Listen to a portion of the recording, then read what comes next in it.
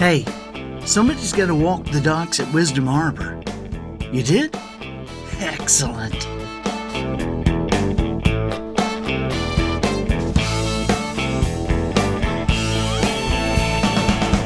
Good morning, afternoon, or evening. You are listening to the Professional Noticer. Here, you and I will use common sense and all the wisdom we can muster to move beyond what is true and go all the way to the truth. Headed for the bottom of the pool, creating measurable results for people like you and families like yours. No longer a member of the amateur ranks, I am the Professional Noticer. Hello everyone, I'm Andy Andrews. Hey, thank you for making me a part of your week. Our topics seem to vary wildly sometimes. It's because the things you care about most are often greatly affected by the things you care about least. And knowing that, we will field questions about business, spiritual issues, popular culture, and occasionally tackle the odd conundrum like the only way to cure yourself of a hokey-pokey addiction is to turn yourself around. My purpose here today and with every show we do is to play the part of a best friend or coach. I want to help you live the life you would live if all your toughest questions were answered. The Professional Noticer, sponsored this week by Wisdom Harbor, a new subscription-based web portal. Wisdom Harbor, the high water of life's work for quite a few people, and it's only $17 a month. Members have access to every doc in Wisdom Harbor for this. The question and answers doc, the audiobook doc, the Bet You Didn't Know doc. That's Wisdom Harbor, H-A-R-B-O-U-R. Harbor is spelled with a U because this port doesn't belong to me or her or him. It belongs to you. Harbor with an O-U-R because it's not theirs, it's ours. WisdomHarbor.com. Go there now and take a free tour, a 5-minute guided tour of the docks. Observations and answers, what we do here. I deliver the observations, you provide the questions. And hey, we'd love to field a question from you. So write me. Email is theprofessionalnoticer@andyandrews.com or call 1-800-726-ANDY. That's 1-800-726-ANDY.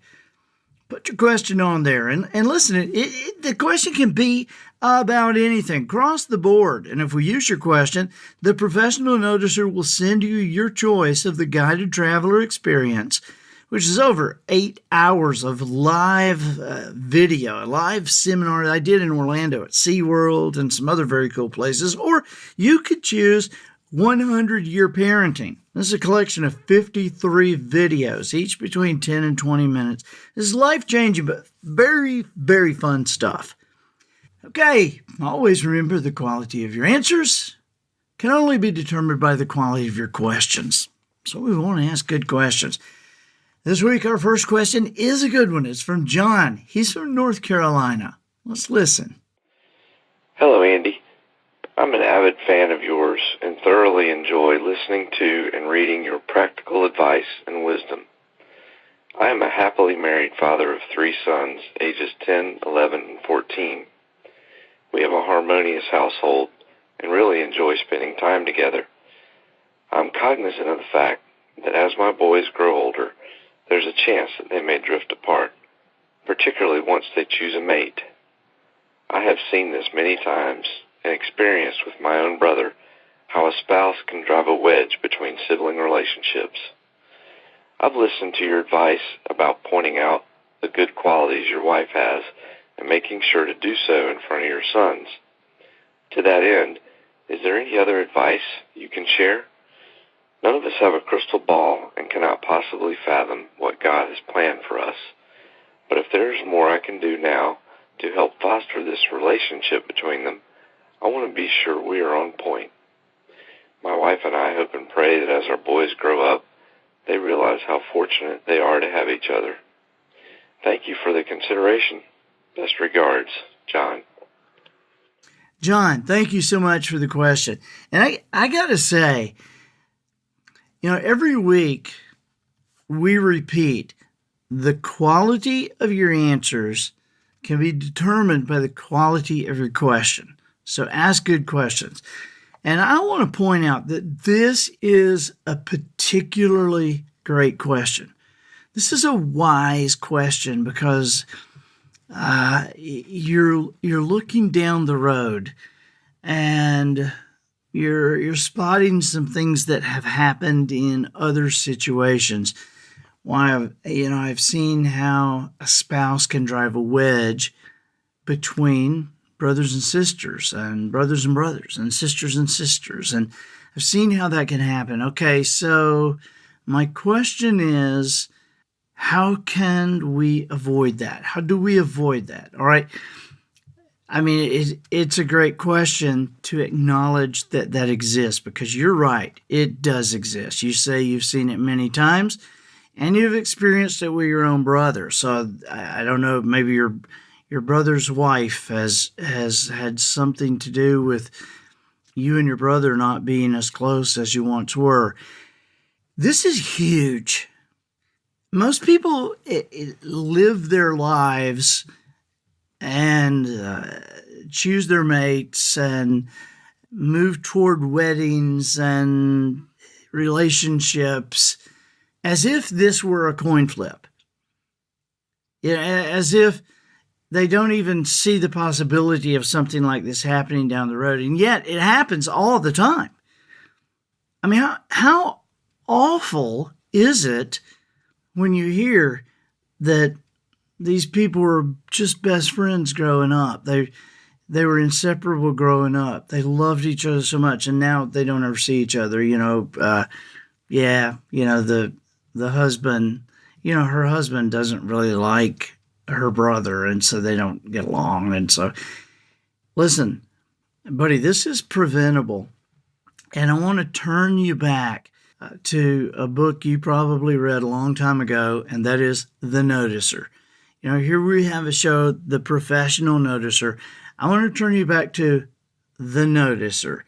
And in that book, that first book about Jones, there's a conversation that he has on the porch of a golf course with a bunch of teenagers. And one of the things he talks to them about is choosing the person that they will be with for the rest of their life. And he talks about how to wisely choose that person. How, we've heard, well, don't date people that you wouldn't want to marry, and, don't, risk falling in love with somebody that is going to be and so, I understand all that, but how do you really, how are we able to discern beforehand as your boys are growing up? How do you teach them, okay, this is what you're going to watch out for, this is what you're going to look for? Well, here is one way to do it, and this is the way. Neither of our boys are married, okay, and so you say, well, you're not really speaking from experience, but I believe this answer I'm giving you, I think it'll connect with you. I think you'll go, yeah, I totally get this. This is something that Jones talked to me about years ago, and even though I haven't got kids who have chosen a mate yet, this resonates with me. So even though I have not personally put this into practice, this resonates with me as wisdom, meaning this totally makes sense to me. See if it doesn't to you. That the relationship that is in place is the relationship that at the moment and growing up, that's the critical relationship. That's the one being built that will last that lifetime, that bond between brothers. They have blood between them. This is long after mom and dad are gone, there are brothers. They have each other. Now, we say, well, how do I know a person is right for me? How do I know a person, how do I know that I'm dating somebody that might one day cause problems? I'll tell you exactly how you know. if you find, and this is what you teach your boys, if you find yourself in a situation where the girl you're dating, she just wants to be only with you and she doesn't ever want to be with your brothers, or she doesn't ever want to come and hang with your mom and dad. If what she wants to do is mainly be with you, and that's really all, and in fact she's kind of jealous of the time that you spend with your brothers. Even though, she likes them and they like her, but she's really, she's showing signs of being jealous of the time you spend with them.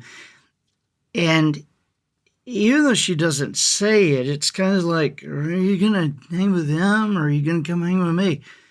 And even though you don't say it and maybe even think it, you wonder, well, can't we all just kind of hang out together? Can we all be at the swimming pool? Listen, if at any age you see signs of somebody trying to cut you out of the herd, you see signs of somebody trying to get you away from your friends or get you away from your family or get you away from your brothers, let me just tell you something. You need to run from that person. There's something wrong, and it's going to show up in a huge way later in your life. Okay? And so this is, you ask, is there something you can do to foster a relationship with them? Yes, you want to make sure they know this relationship you have is inviolable. God has put you three, you have blood together. The only way you are separated is if you allow it to happen. And you cannot allow it to happen. Does God want the best for you? Yes, he does. Okay, well, so far the best for you, he has bound you together so that you can watch out for each other and you can have each other's backs and you can add your wisdom to the pile. And he has created that. So for you, the whole thing about what God has joined together, let no man put asunder. Okay, well, your brothers and sisters, God has joined that together. So for you to put it asunder, this is not a good thing. To allow somebody else to separate you, it's just the worst. And so you can start seeing it in the dating period. If somebody doesn't like being around your parents, if somebody doesn't like being around your brothers, and if you allow your family and friends to be honest about whether they like them or not, whether they like your parents and your parents really like them, whether they like your brothers and your brothers really like them, this is a huge sign to you. Because I'm telling you, if I'm talking to your three boys, I'm saying, guys, you think it's only that this girl gets between you guys? No, this is just a symbol of many, many, many problems you're going to have because she's insecure. She's possessive of your time. She's possessive of you. She doesn't understand why you would love anybody else, why you would want to be around anybody else. And I'm just telling you, man, people who try to cut people away from their friends, away from their family that are already established, long time established, is just trouble on the horizon. And so you can use that. Read that part in the noticer where Jones is on the porch at the golf course with these kids and talking about this issue. But you can really use that as a great benchmark as to who you're dating. And that's a good thing to foster the relationship between brothers and sisters before anything. Show them what's coming down the road and how to choose. Awesome question. Thank you, John. I'm Andy Andrews, the professional noticer, harnessing common sense and wisdom to plow through challenges, all the way to an answer for you. Hey, this week's sponsor is wisdomharbor.com. The brand new web portal that folks all over the world are using to learn and be entertained in a way that allows them to actually create measurable results in business with their relationships, even with their children. Go to wisdomharbor.com and take the free 5-minute guided tour. Memberships are $17 per month and provide access to each and every doc. The In Other Words doc, the Songwriter's doc, the How Do I doc, and many others. wisdomharbor.com. Our next question is from Mike in Iowa. Let's listen. Hey, Andy, this is Mike from Iowa. Other than your books and the Bible and Scripture, what books would you recommend for a home library? Is there a big difference in books selected for a personal library or a professional library or a family library? And thank you for your help in advance. And if you ever get to Western Iowa, I can take you to some killer bass fishing places. Thanks again. Mike, I think it's exciting that you're even thinking about a home library or I think that's also funny that you say other than your books and other than the Bible, because that lets somebody off the hook. Because you kind of you want to say, okay, who would you invite to dinner? Anybody throughout history, but you can't say Jesus. Because you let them off the hook with that because people feel like, Jesus, of course, I have to say Jesus. So I think that's very cool the way you ask that question. Other than your book, so I don't have to say, well, there is the Traveler's Gift. Of course, I just mentioned the noticer to John, so. Anyway, other than my books or the Bible or Scripture, what books would I recommend? It's awesome that you're even thinking about a home library. Is there a difference in books selected for a personal library, a professional library, or family library? Not if you do it right. I think that books are just such an open window to who a person is. I love going in. If I am in someone's home and just allowed a moment just to kind of stand around, the very first thing I do is go look at the bookshelf. I look at the books that are stacked up beside the refrigerator, or the books that are over by the recliner, or the books that are on the bookshelf in the office. And if I'm in an office or anywhere that somebody lives, I can see who they are by what they've read. And that's true of you too. You can see who someone is by what they've read. And so if someone could see who we are by what we've read, wouldn't it make sense that we can choose who we are by choosing what we read? And so I don't think in a business library or professional library that you necessarily have to have, only the Harvard Business Review books in your business library, because those are business. I don't think I think those are great books, but I would want to know, does this businessman, does he feel like I feel in certain areas? If I saw How to Win Friends and Influence People on his bookshelf, what would I think? But that would impress me. I would think, it's amazing that he has read that book, that he keeps that close to hand.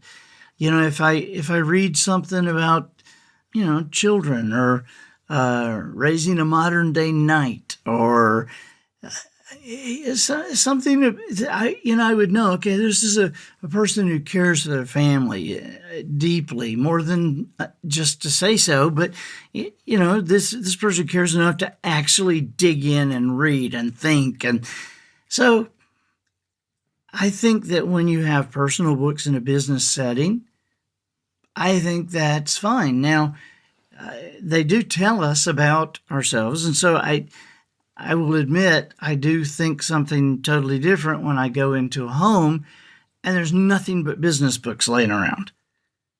I think, okay, well, maybe the focus is a little too strongly in another area. Maybe there should be a a balancing of where we are and what we read.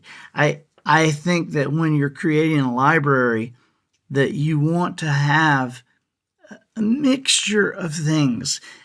I think that your library that you create, Mike, I think that when you have that home library, let's just say that your children are right now 1 years old, 2 years old, and 3 years old.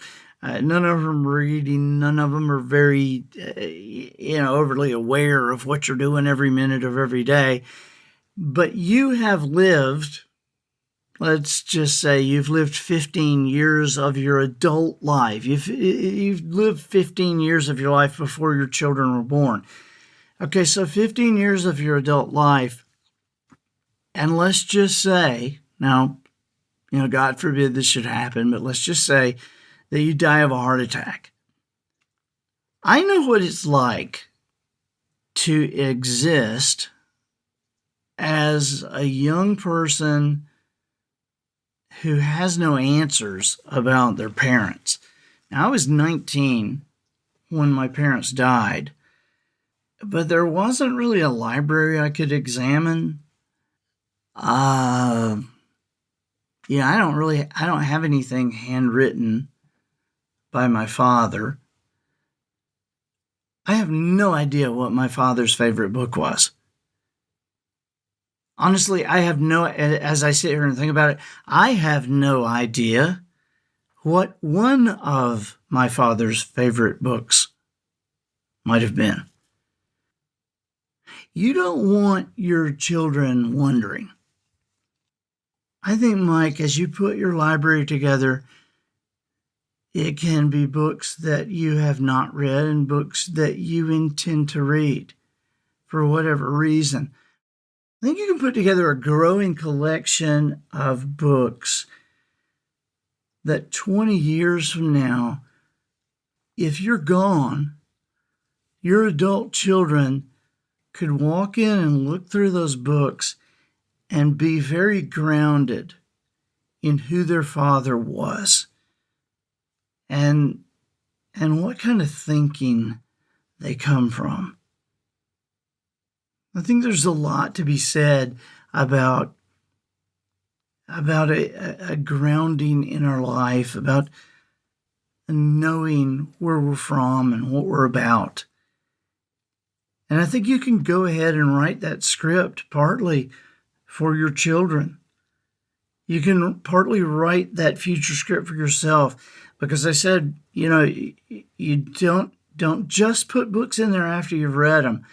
I mean, I'm looking across my office right now at probably 100 books on a shelf that I have not yet read.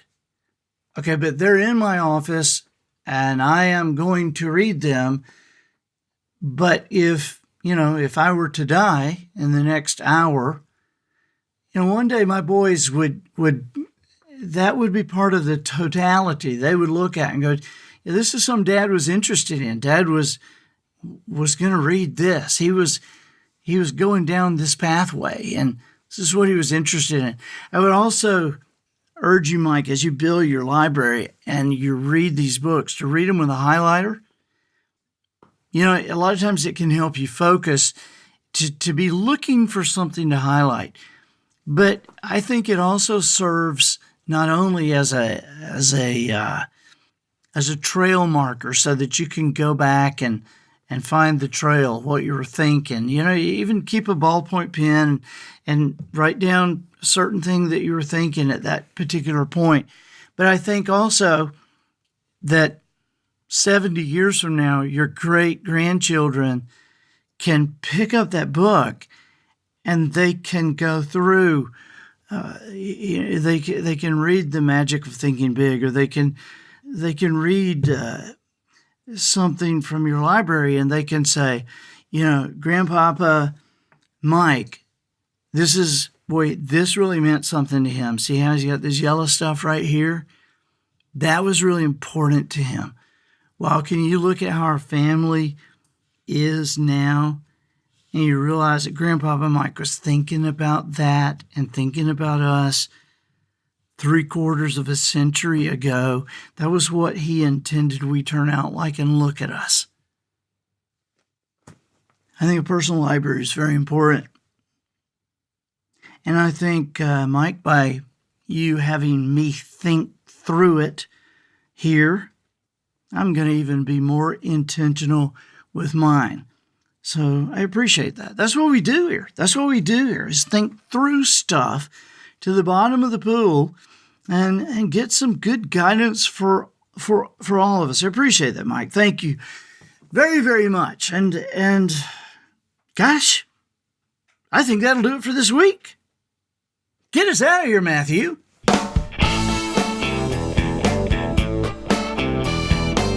So, ladies and gentlemen, and to the boys and girls who aspire to become ladies and gentlemen, we have reached the end of another episode of The Professional Noticer. In a world where common sense has become a superpower, I'm harnessing that tiny bit of mental energy I have for you, seeking wisdom, making observations, and endeavoring to answer tough questions in a way that will empower your family and your business. I'm Andy Andrews. Until next week, smile while you talk, shake hands with the kids you meet, and make sure you have an answer to the question, if a marble is not made of marble, why is it called a marble? And so, until next week, goodbye.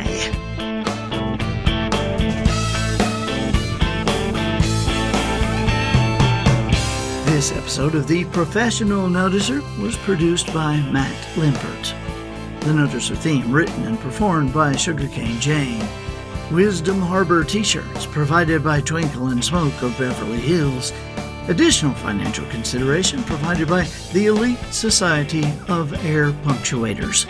The Elite Society of Air Punctuators, a service group long ago spun off from its parent organization, SpeakWithYourHands.org, is a collection of overly enthusiastic folk who have gone well past the use of air quotes. Why, with 2 fingers on our left hand and 2 fingers on our right, who among us hasn't used air quotes? Now you can learn to illustrate a dramatic pause by using 1 forefinger to put 3 dots in the air at a particular break in speech. Like this, ... Or with a swirl of that same forefinger and punching the dot underneath, you can place an air question mark at the end of everything you ask.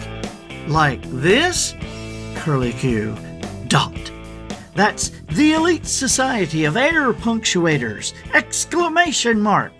That's a vertical stroke and a dot.